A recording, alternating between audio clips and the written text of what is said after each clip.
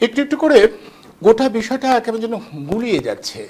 দায় কার, দায়িত্ব কার, এগুলো যেন গুলিয়ে যাচ্ছে, কিংবা এভাবেও বলা যায় গুলিয়ে দেবার একটা চেষ্টা করা হচ্ছে।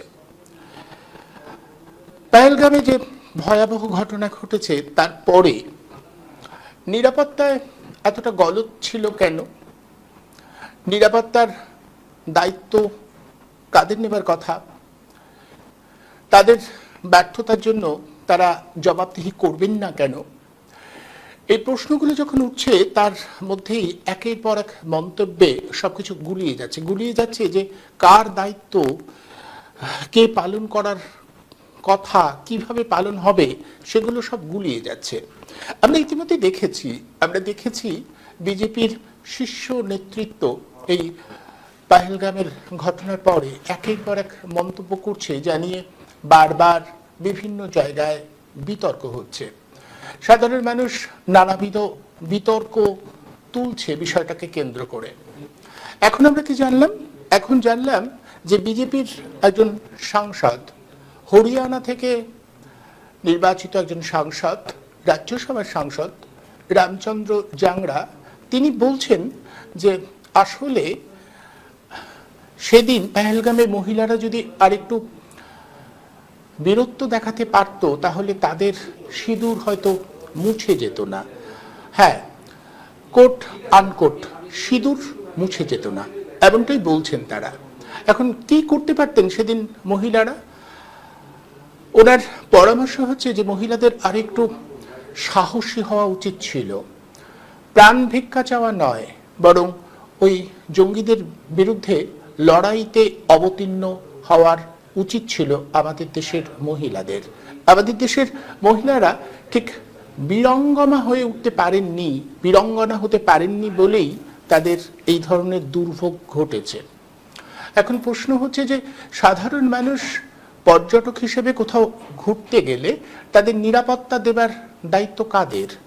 নিরাপত্তা দেবার দায়িত্ব তো সরকারের যারা প্রশাসক রয়েছেন তাদের। আমরা তো এভাবে কখনো ভাবিনি যে কোথাও গেলে আমাদেরই ট্রেনিং নিয়ে যেতে হবে, যদি কোনো দুর্বৃত্ত আমাদের আক্রমণ করে তাহলে আমাদের সেটা প্রতিহত করতে হবে। এখানেই থেমে থাকেননি রামচন্দ্র জাংরা। তিনি পরিষ্কার জানিয়েছেন যে অগ্নিবীর, আমাদের যে ট্রেনিং সেনাদের দেওয়া হয়, সেই অগ্নিবীরের ট্রেনিংটা সম্পর্কে যদি আমাদের মহিলাদের ধারণা থাকতো তাহলে হয়তো তারা জঙ্গিদের প্রতিহত করতে পারতেন। শুনলে খুব আশ্চর্য লাগে যে ঠিক বোঝা যাচ্ছে না কার দায়িত্ব ছিল, কে পালন করবে। মানে যারা যাবেন তারাই নিজেদের রক্ষা করবেন, এটাই হওয়া উচিত ছিল। যদি রক্ষা করতে না পারেন তাহলে দায় বা দায়িত্ব তাদের। আমাদের সরকার প্রশাসন, তাদের নিরাপত্তা ব্যবস্থা তাহলে কি করবে? আসলে গুলিয়ে যাচ্ছে, সবকিছুই গুলিয়ে যাচ্ছে, একের পর এক নানা ঘটনায় নানা বিবৃতিতে এইভাবে গুলিয়ে যাচ্ছে। আবার দিল্লি ছেড়ে যদি আমাদের রাজ্যে আসেন তাহলে সেখানেও গুলিয়ে যাওয়ার ব্যাপার আছে। আমাদের প্রশাসনিক প্রধান তিনি, আমরা জানি ঠিক এই মুহূর্তে আমাদের এ রাজ্যে 26,000-এর মতো শিক্ষকদের এবং শিক্ষাকর্মীদের চাকরি বাতিল হয়ে গেছে, সুপ্রিম কোর্ট তেমনটাই বলেছেন। এরপরে আমাদের প্রশাসনিক প্রধান গোটা বিষয়টার দায় সুপ্রিম কোর্টের উপরে চাপিয়ে দিচ্ছেন। তিনি বলছেন যে সুপ্রিম কোর্ট তো কোথাও বলে দেয়নি কে যোগ্য কে অযোগ্য, সুতরাং চাকরিটা আমরা খাইনি, যারা মামলা করেছিলেন তারাই চাকরিটা খেয়েছে। এখানেই আমাদের আরও গুলিয়ে যাওয়ার ব্যাপার। আমাদের গুলিয়ে যাচ্ছে যে চাকরিটা দেবার দায়িত্ব কার ছিল? রাজ্যের শিক্ষা দপ্তরের। যাতে সঠিকভাবে নিয়োগ হয়, যাতে যোগ্যতার মাপকাঠি মেনে যথার্থ নিয়োগ প্রক্রিয়া হতে পারে, তার দায়িত্ব কাদের ছিল? রাজ্যের শিক্ষা দপ্তরের। রাজ্যের শিক্ষা দপ্তর সেটা পালন করতে পারেনি বলেই মামলা হয়েছে এবং সেই মামলায় দুর্নীতির অভিযোগগুলো সামনে চলে এসেছে। সুপ্রিম কোর্ট তাই বারবার রাজ্যের সরকারের কাছে, রাজ্যের শিক্ষা দপ্তরের কাছে কে আসল কে নকল তার নথি, তার প্রমাণ চেয়ে পাঠিয়েছিল, কিন্তু রাজ্য সরকার সেটা দিতে পারেনি এবং দিতে পারেনি বলেই সবার চাকরি বাতিল হয়ে গেছে। এখন আমাদের প্রশাসনিক প্রধান দায় স্বীকার করে বলছেন না যে হ্যাঁ ভুল হয়ে গেছে, তদন্ত করতে হবে। তিনি বলছেন, উল্টে দিচ্ছেন, গুলিয়ে দিচ্ছেন। দায়িত্ব কার, কিভাবে দায়িত্ব পালন করবার কথা ছিল সব গুলিয়ে দিয়েছেন তিনি। তিনি বলছেন আসলে ওরা তো ঠিকঠাক করে দিল না, ফলে আমরা দেখছি কি করা যায়। আমরা ঠিক এখানে দাঁড়িয়ে বুঝে উঠতে পারছি না যে ব্যাপারটা কি, কার দায়, কার দায়িত্ব, কে দায় নেবে, কে দায়িত্ব পালন করবে, সব যেন উলট পালট হয়ে যাচ্ছে।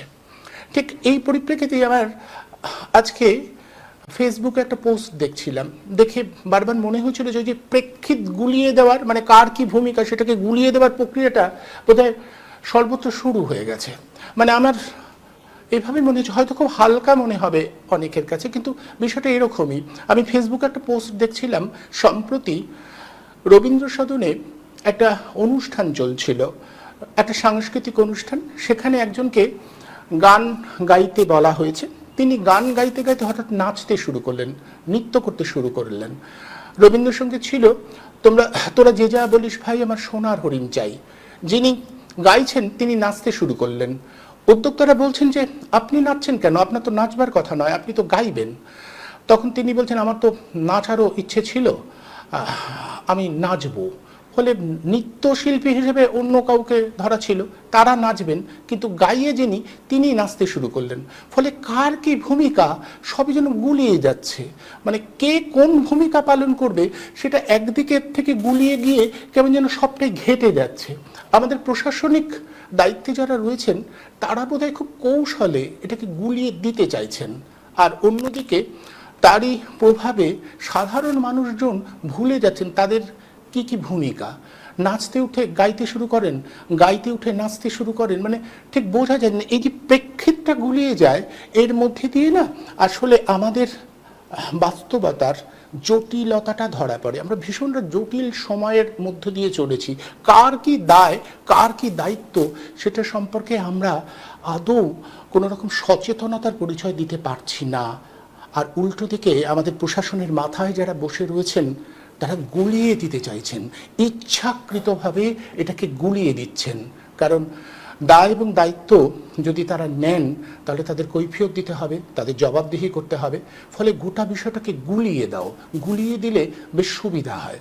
কি কেন্দ্র কি রাজ্য সর্বত্র গুলিয়ে যাচ্ছে, আর সেই গুলিয়ে যাওয়ার প্রকোপে বা প্রভাবে সাধারণ মানুষও অদ্ভুত অদ্ভুত আচরণ করছে। সাধারণ মানুষের পক্ষ থেকে তো প্রশ্নগুলো ওঠা উচিত ছিল যে কি বলছেন, দায়িত্ব তো আপনাদের, আপনারা তো দায়িত্ব পালন করবেন। আমাদের নিরাপত্তা ব্যবস্থা তো আপনাদের হাতে। আমরা একেবারে নিরাপত্তার যাতে জঙ্গিদের প্রতিহত করতে পারি সেই রকম শারীরিক সক্ষমতা যদি আমাদের না থাকে তাহলে আমরা কোথাও ঘুরতে যেতে পারবো না পর্যটক হিসেবে। এ আবার কেমন কথা? এবং আপনারা এত বড় ব্যর্থতার পরে সেই দায়িত্ব স্বীকার করবেন না কেন? আমাদের যিনি প্রশাসনিক প্রধান আমাদের রাজ্যের, তার কাছেও তো আমাদের প্রশ্নটা করা উচিত। কি বলছেন কি আপনি? সুপ্রিম কোর্ট চাকরি খেয়েছে মানে, মামলাটা হবার জন্য চাকরিটা গেছে মানে, চাকরিটা তো খেয়েছেন আপনারা, আপনারাই তো যোগ্যতার সঙ্গে চাকরির যে বিষয়টাকে পরিচালনা করতে পারেননি।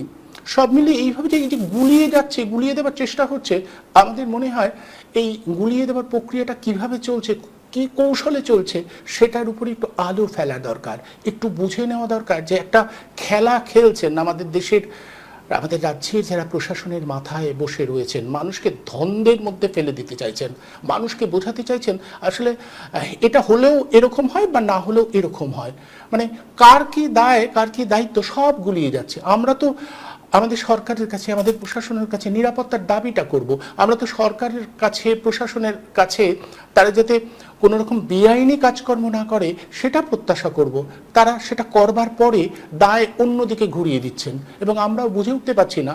প্রচার যন্ত্র, বিশেষ করে আমাদের ঠিক এই মুহূর্তে আমি এই বিষয়টা বারবার করে উল্লেখ করি যে প্রচার যন্ত্র বা গণমাধ্যম, তথাকথিত মূলধারার মিডিয়ার দায়িত্ব ছিল এই প্রশ্নগুলো তুলে আমাদের প্রশাসনের মাথায় যারা বসে রয়েছেন তাদের জেরবার করা। তারা সে দায়িত্ব পালন করেননি। তারা টিআরপির হিসেব নিকেশ কষে শুধু মিথ্যে খবর প্রচার করে যাচ্ছেন এবং যারা জবাবদিহি করবার জন্য দায়বদ্ধ তাদের দিকে একটা প্রশ্নও ধাবিত হচ্ছে না। তারা দিব্যি থাকতে পারছেন। ঠিক এখানেই আমাদের বোধহয় আমরা যারা স্বল্প পরিসরে ছোট ক্ষেত্র জুড়ে প্রশ্নগুলো আনতে চাইছি তাদের বোধহয় দায়িত্বটা অনেক বেড়ে যায়। বারবার প্রশ্নগুলো সামনে নিয়ে আসা, এই যে গুলিয়ে দেওয়ার প্রক্রিয়া, এই গুলিয়ে দেওয়ার প্রক্রিয়া ঠিক উল্টো দিকে দাঁড়িয়ে আমরা যদি বারবার মনে করিয়ে দিই যে আসলে এটা করা উচিত, এটা করা দায়িত্ব আপনার, এই দায়িত্ব এর পালন করার কথা ছিল, তারা দায়িত্বটা পালন করেননি, করতে পারেননি, তার জন্য সমস্যাটা তৈরি হচ্ছে। আসুন সমস্যাটাকে আগে চিনি, সমস্যাটাকে বুঝি। সমস্যা না বুঝলে তো আমরা সমস্যার সমাধানের দিকে যেতে পারবো না। তাই সমস্যাটাকে চিনে বুঝে সেই সমস্যার জন্য কে কে দায়ী তাদেরও চেনবার চেষ্টা করি এবং নির্দিষ্ট লক্ষ্যে আমাদের প্রশ্নগুলো রাখি। এই প্রশ্নগুলো রাখাটা এই সময় খুব দরকার। এই প্রশ্নগুলোর মধ্য দিয়েই আমরা বোধহয় আমাদের মানুষজনকে একটা বার্তা দিতে পারি যে এইভাবে ভাবতে হবে। ওনারা চাইছেন গুলিয়ে দিতে, সব কিছু ধোঁয়াশা ধন্দের মধ্যে ফেলে দিতে। আমরা সেই ধন্দের বা সেই ধোঁয়াশাটাকে দূর করবার একটা প্রয়াস করতে পারি আলাপ আলোচনার মধ্য দিয়ে। আসলে এই বিষয়ে আলোচনা করবার জন্য আজ যাদের আমি আমন্ত্রণ জানিয়েছি, প্রথমে তাদের সঙ্গে পরিচয় করিয়ে দিই। আমাদের সঙ্গে রয়েছেন বিশিষ্ট শিক্ষাবিদ অধ্যাপক ডক্টর মিরাতুন নাহার, আর আমাদের সঙ্গে রয়েছেন আইনজীবী এবং একই সাথে বিজেপির অন্যতম সদস্য সুস্মিতা সেন। আপনাদের দুজনকেই আজকের এই অনুষ্ঠানে আমি স্বাগত জানাচ্ছি। আমি মিরাতুনদের কাছেই প্রথম আসবো।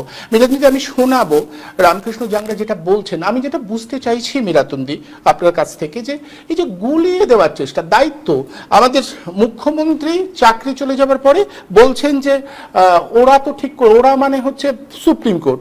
এখন সুপ্রিম কোর্টে তো কে ঠিক কে বেঠিক সেটা ঠিক করে দেওয়ার দায়িত্ব ছিল না, দায়িত্ব ছিল ওনার, উনি দায়িত্ব পালন করলেন না। এদিকে একের পর এক বিবৃতি দিয়ে যাচ্ছেন বিজেপির শীর্ষ নেতৃত্ব, তারা যা বলছেন তার সঙ্গে আমাদের দ্বন্দ্ব বাজাতে, তাহলে দায়িত্বটা কে পালন করবে? মানে আমাদের দেশের নিরাপত্তা, কেউ কোথাও গেলে তার নিরাপত্তা সুনিশ্চিত করবার দায়িত্বটা কার? এই যে গুলিয়ে যাচ্ছে না, আমি যে বললাম ইচ্ছাকৃতভাবেই উল্লেখ করলাম যে আজকে ফেসবুকে দেখছিলাম একজন গাইতে উঠে তিনি নাচতে শুরু করলেন। উদ্যোক্তারা তাকে বলছেন আপনি নাচবেন না, আপনি গান করুন। তিনি বলছেন আমি তো নাচের জন্য নাম দিয়েছিলাম, আপনারা তো আমার নামটা কেটে দিয়েছেন, ফলে আমি সুযোগ পেয়েছি, আমি নেচে দিচ্ছি। মানে এ তো ভারী অদ্ভুত কথা। কার কি দায়, কার কি দায়িত্ব, সে সম্পর্কে সকলেই যদি মানে তার প্রেক্ষিতটা ভুলে যান তাহলে তো খুব মুশকিল। वहां पर जो हमारी वीरांगनाएं बहन थी जिनकी मांग का सिंदूर छीन लिया गया, अगर उन्होंने अहिल्याबाई का इतिहास पढ़ा होता तो उनके सामने उनके पति को कोई निरपराध इस तरह से गोली नहीं मार सकता था, चाहे वो भी शहीद हो जाए। वीरांगना का भाव नहीं था, जोश नहीं था, जज्बा नहीं था, दिल नहीं था, इसलिए हाथ जोड़ के गोली का शिकार हुआ। इसीलिए ये संग्राम का इतिहास पढ़ाने की परंपरा भारत देश में 2014 के बाद हमारे यशस्वी प्रधानमंत्री ने शुरू की, ताकि हमारे देश के हर नारी, उसके अंदर अहिल्याबाई का जज्बा हो, उसके अंदर झांसी की वीर रानी का जज्बा हो। अगर वो धर्म के ऊपर चले तो वो सावित्री बने, मदालसा बने, साध्वी बने, सीता बने, राधा बने। अगर वो शौर्य के मार्ग पर चले तो अहिल्याबाई बने, वो झांसी की वीर रानी बने, लेकिन हाथ जोड़ के याचना ना करें। মানে এরকম তুমি যেভাবে তুলে ধরলে সমস্যা, তাতে যেন বোঝা যাচ্ছে যে আমাদের দেশটা প্রশংসিত, বিশ্বে প্রশংসিত একটি দেশ। নানান দিক থেকে বিশিষ্টতা রয়েছে ভারতবর্ষ। আর পশ্চিমবঙ্গ বাঙালি জাতির একটা দেশ, স্থান। আমাদের প্রতিবেশী দেশে বাংলাদেশ হয়েছিল, বড় ভালো লেগেছিল আমাদের, এবং পশ্চিমবঙ্গ, দুই বঙ্গ মিলিয়ে বাঙালি জাতির একটা উত্থান ঘটবে এরকমটি আমরা আশা করেছিলাম। আলাদা করে বাঙালি জাতির উত্থান ঘটুক এরকম সংকীর্ণ চিত্ততা নেই আমাদের, কিন্তু এটাও তো ঠিক যে গোটা ভারতবর্ষে বাঙালি জাতির অবদান অনেক বেশি। আর বহু জাতি আছে যাদের অবদান আছে, প্রত্যেককে স্বীকৃতি দিতে হবে। সেটা দেশীয় নেতৃত্বের দায়, রাজ্যের নেতৃত্ব তথা কেন্দ্রীয় নেতৃত্ব, তাদের দায় যে প্রতিটা জাতি, প্রতিটা মানুষ, বিশেষ মানুষ, মহান মানুষ যাদের অবদান আছে আমাদের দেশে, তাদের স্বীকৃতি দিতে হবে। তো এখন যেটা তুমি বলছিলে যে কে একজন, আমি এই খবরটা জানি না, কে একজন যার গাওয়ার কথা ছিল তিনি বলছেন আমি নাচবো। না, ওটা একটা মানে একজন সাধারণ মানুষ, মানে আমি বলছি এই প্রভাবটাই কি যে গুলিয়ে দেওয়ার প্রভাবটি সাধারণ মানুষের মধ্যে পড়ছে। একটা ফেসবুক একজন পোস্ট করেছে, আমার মনে হয়েছিল গোটা পিটার সাথে আজকের যে বিষয়টা নিয়ে আমি আলোচনা করতে চাইছি তার সাথে যেন কোথাও একটা সম্পর্ক আছে, যে দায়িত্ব ভুলে যাচ্ছে। এটাকে আমি একটা ইংরেজিতে বলে মেটাফোর, অ্যানালজিও বলে, সে মেটাফোর হিসাবে ব্যবহার করতে চাইছি। বাংলায় প্রতীক বলতে পারো, প্রতীক বা রূপক। একদম। যার গান গাওয়ার কথা সে অনায়াসে বলে দিতে পারছে যে আমি আমার ইচ্ছে করছে আমি নাচবো। তো যার দেশের, গোটা দেশের ভার নেওয়ার কথা যার বা যাদের, গোটা রাজ্যের ভার নেওয়ার কথা যার বা যাদের, তারা এখন ওই নাচের কথাটাই সত্য, সকলকে নাচাতে চাইছে, সব মানুষকে নাচিয়ে দিচ্ছে।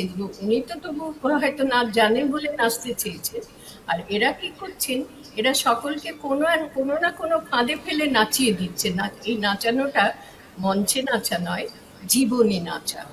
জীবনে নেচে উঠছে সবাই, কোনো না কোনো লঘুতাতে পেয়ে বসেছে। নাচে যদি লঘুতা আসে তাহলে সেই নাচটা কখনো শিল্পের পর্যায়ে যায় না।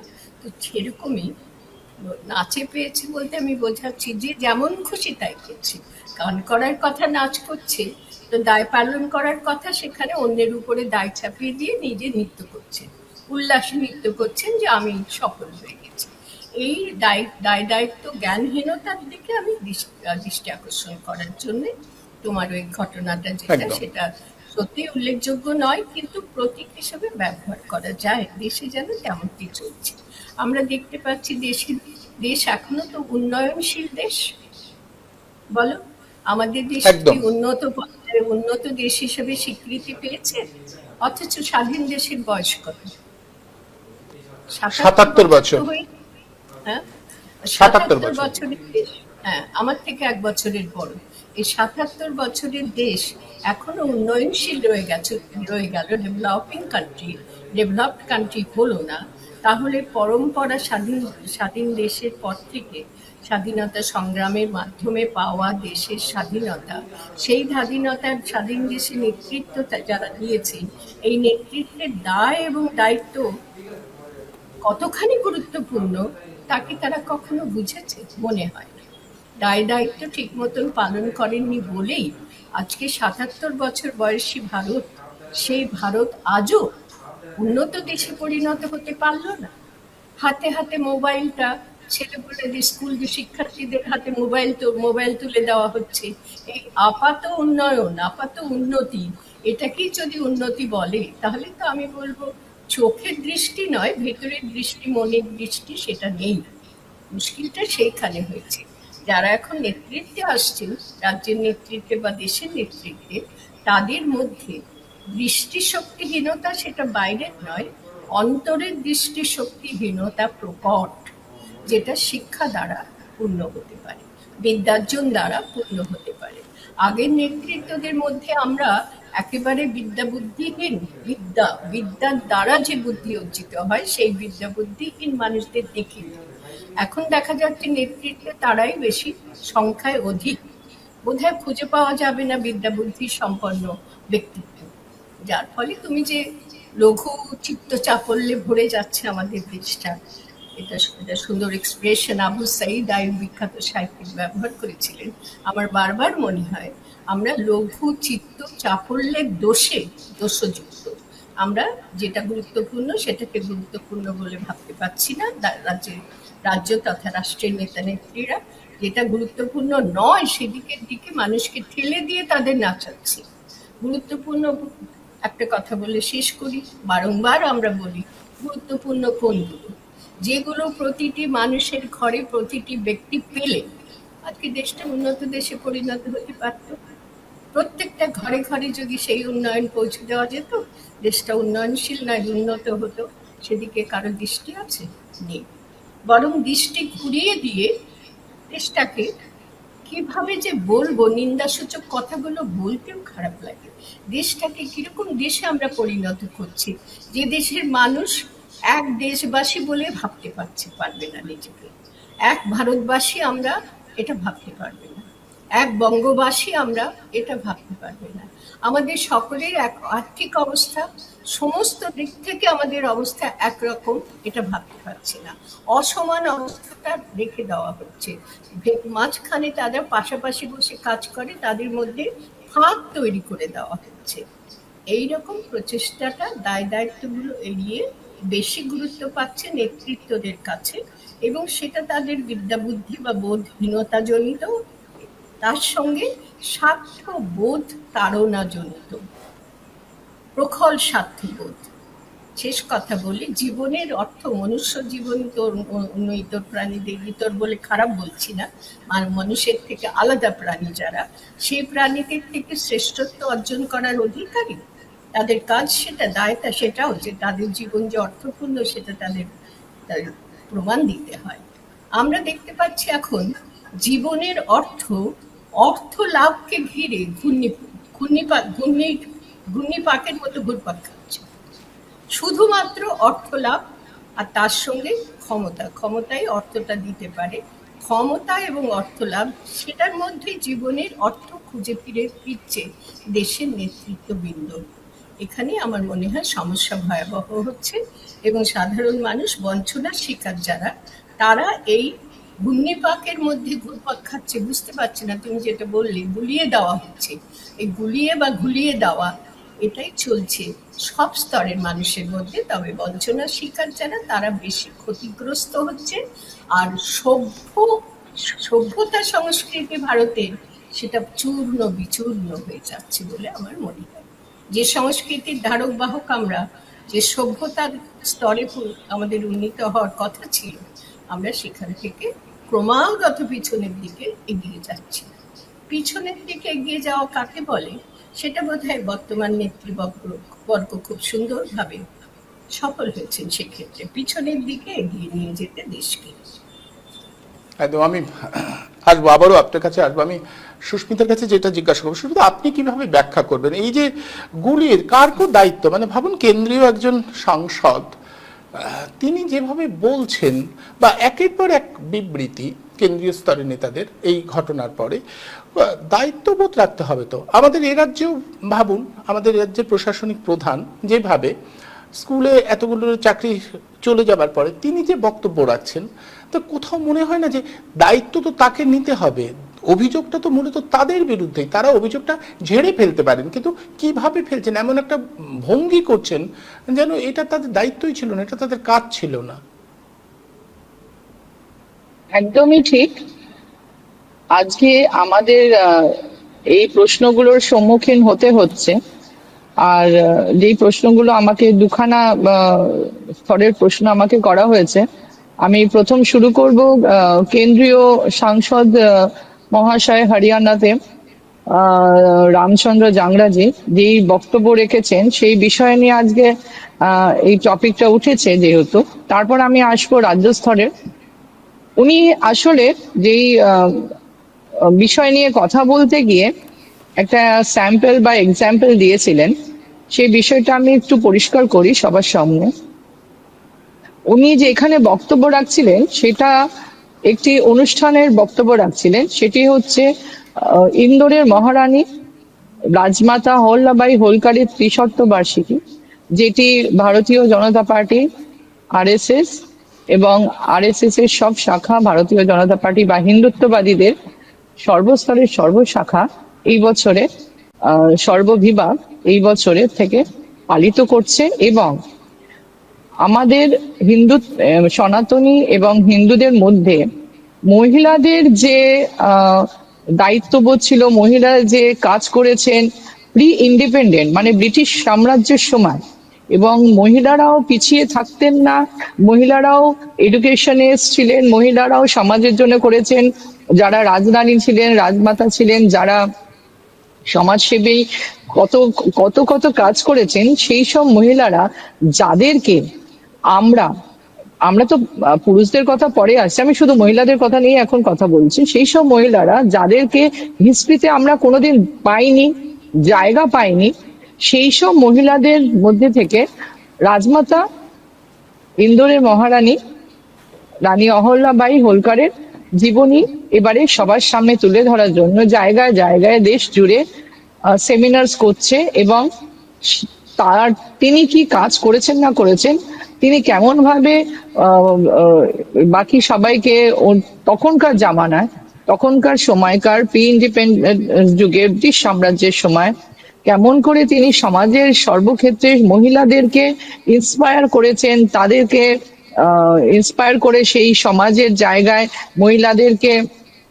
যেটা আমরা এখন বলি উইমেন এম্পাওয়ারমেন্ট, সেই সময়ও নারী সশক্তিকরণ কিভাবে করেছে, সেই কথা বলতে বলতে হয়তো উনি এক্সাম্পল হিসেবে এইটা দিয়েছেন যে পেহেলগাঁওতেও যদি মহিলারা তাদের সিঁদুর রক্ষার্থে তারা যদি এই যেটা আমাদের নরেন্দ্র মোদী প্রধানমন্ত্রী আমাদের একটা স্কিম তৈরি করেছেন যে প্রত্যেকটা আমাদের আজকে যুব সমাজকে মাস্ট বা এখনো ম্যান্ডেটরি করেননি, কিন্তু মাস্ট, আর তাদের কাছে রাখা হয়েছে, অনুপ্রেরণা করা হয়েছে এবং তাদের কাছে আহ্বান করা হয়েছে যে তারা যেন ক্লাস 12 বা গ্র্যাজুয়েশনের পড়তে পড়তে যেন অগ্নিবীর যে স্কিমটা চলছে, যে আর্মিতে গিয়ে অন্তত 1-2 বছর ট্রেনিং নিক এবং তারা তাহলে রাইফেল চালানো বা তাদের এক্সারসাইজ করা বা তাদের শক্তি সঞ্চয় করা, শত্রুর সঙ্গে লড়াই করা, যেটা আর্মিতে অ্যাকচুয়ালি শেখানো হয়, সেই ধরনের শিক্ষাগুলো যাতে প্রাপ্ত করে এবং ভবিষ্যতে তাহলে তাদের অনেক কিছু কাজে আসবে ইন এমার্জেন্সি পিরিয়ড। যদি হয়তো তাদেরকেও এই যেমন আমাদের সিভিক ভলেন্টিয়ারি পুলিশদেরকে রাখা হচ্ছে বা সিভিক ভলেন্টিয়ার হিসেবে কোনো জায়গায় সবাইকে কাজে নামানো হচ্ছে, সেরকম সিভিক ভলেন্টিয়ার হিসেবে হয়তো আর্মিতেও যাতে যুক্ত করা যেতে পারে, সেই ধরনের একটা ভাবনা চিন্তা করে প্রধানমন্ত্রী এই স্কিমটি বার করেছেন। কিন্তু অনেকেই হয়তো অগ্নিবীরে যাচ্ছেন, অনেকে হয়তো যাচ্ছেন না। সেই কথার পরিপ্রেক্ষিতেই যে আগেকার দিনের মহিলারা কতটা সশক্তিকরণ নিজেদেরকে বানিয়েছিলেন, সেই সময়কার মানে এজে সেই কম্প্যারিজনে হয়তো আজকালকার মহিলারা সেইভাবে নিজেদেরকে তৈরি করেননি। তখনকার দিনেও লাঠি চালানো, হয়তো বন্দুক চালানো সবাই শিখতেন না, কারণ বন্দুক সব জায়গায় পাওয়া যেত না, লাঠি চালানো এবং তরবারি চালানো, তারপর নিজেদের বডি বিল্ড করা, সাঁতার কাটা, তারপর এইসব নানান ধরনের শিক্ষা, অস্ত্রবিদ্যায় নিজেদেরকে বুঝতে পারছি। আমরা একটা বক্তব্য বানানো হয়েছে। আমার শুধু বক্তব্য হচ্ছে যে এইরকম একটা স্পর্শকাতর ঘটনার পরে কোথাও মনে হয় না যে আরো একটু সংবেদনশীলতার, মানে এখনো তো যন্ত্রণাগুলো যায়নি প্রত্যেকটা পরিবারে, সদ্য তারা তাদের প্রিয়জনকে হারিয়েছেন, এরকম একটা বিপর্যয় নেমে এসেছে। সুতরাং কোথাও মনে হয় না দেশের যারা নেতৃবর্গ তাদের একটু সচেতন হতে হবে, তাদের একটু ভেবে চিন্তে কথা বলতে হবে। মানে এ তো দায়িত্ব, মানে যদি সাধারণ মানুষের উপর ছেড়ে দেওয়ার কথা বলা হয়, আমি দেখাবো বক্তব্যটা, আপনি যেটা বলছেন আগে পিছু সেটা বলেছে, কিন্তু উনি ঠিক এটাই বলছেন যে ওনারা যদি বীরাঙ্গনা হতেন তাহলে এভাবে তাদের খালি হাতে ফিরতে হতো না, এটা বলছেন একদম। এইটাই এখানেই বলছি, উনি হয়তো বীরাঙ্গনা বলেছেন কারণ সব নারী তো আর বীরাঙ্গনা হতে পারেন না, সেই জিনিসটা হয়তো উনি বলে দিয়েছেন। কিন্তু এই জায়গাটাই বললাম যে উনি কোন কথার পরিপ্রেক্ষিতে বলেছেন সেটা যদি আমরা মিসআন্ডারস্টুড না করি তাহলে হয়তো আমরা এটা বলতে পারি। আর সংবেদনশীল, দেখুন ভারতীয় জনতা পার্টির যেরকম আপনারা বলছেন যে প্রচুর নেতা অনেক কিছু কথা বলছেন, যেরকম নেতারা যেরকম কথা বলছেন সেরকম আমাদের রাজনেতা, আমাদের যিনি নেতৃত্ব দিচ্ছেন দেশের, তিনি কিন্তু সেই কাজটা করে দেখিয়েওছেন। সিঁদুরের অপমান, তিনি কিন্তু সেই অপমানের প্রতিশোধটা নিয়েছেন। বীরাঙ্গনা হয়তো মহিলারা হতে পারেননি, কিন্তু তাদের চোখের জলের প্রতিশোধ কিন্তু আমাদের আর্মিরা নিয়েছেন, আমাদের দেশের নেতৃত্বরা নিয়েছেন। এবং সেই ক্ষেত্রে যদি এখন বলা হয় যে হ্যাঁ একটু যদি ফাস্ট ফরওয়ার্ড হয়ে যেরকম আধুনিকতার সঙ্গে সঙ্গে নিজেদের সেফগার্ডও যদি করা হয়, সেই জায়গায় যদি লাঠি চালানো যেটা বলেছেন ওইটা একটা অদ্ভুত কথা, এটা আমি মানবো না যে AK-47 আর উন্নত মান গানের সামনে লাঠি ছোটা কোনো কাজই দেয় না, কিন্তু তাও ওনারা যেটা বলতে চেয়েছেন হয়তো একটুখানি ডেসপারেটলি নিজেরা যদি সবাই মিলে অ্যাটাক করতে, হয়তো 26 জনের বদলে কয়েকজন মারা যেত এবং তাদেরকে হয়তো সেই জায়গা থেকে কিছুটা আত্মরক্ষা করার স্কিমটা উনি হয়তো বলেছেন। সেই ক্ষেত্রে তো তাহলে আমি এইটাও বলবো যে আমাদের রাজ্য সরকার যে বলছেন, রাজ্য সরকার তো আমাদেরকে সেই সাহায্যটাও দিতে পারেন না, তাই না? রাজ্য সরকারের পুলিশরা তো উল্টে যারা নির্ভেজাল, যারা নিজেদের চাকরি পাওয়ার জন্য বা অভয়াটা থেকেই আমি শুরু করব, অভয়ার বিচার চাই বলে যারা রাস্তায় নেমেছিলেন তাদেরকে তুলে তুলে থানায় পুলিশ স্টেশনে পড়েছে, তাদেরকে তুলে তুলে কেস নাম দিয়েছে, কোর্ট কেস তাদের বিরুদ্ধে হয়েছে। সিমিলারলি যারা আন্দোলনকারী, শান্তিপূর্ণভাবে যারা আন্দোলন করছেন, বলছে এখানে এসে আমাদের সঙ্গে দেখা করুন, তাদেরকে কিল, চড়, লাঠি সব খেতে হচ্ছে, তাদের নামে কেস পড়ছে। যারা এসে মেরে দিয়ে গেল, হেলমেট দিয়ে মারলো, তাদেরকে কোনো কিছু করছে না। তাহলে এই জায়গায় তো তাহলে আমাদের রাজ্যতেও বলতে হবে যে আজকে আমাদের রাজ্যেও বীরাঙ্গনা দরকার।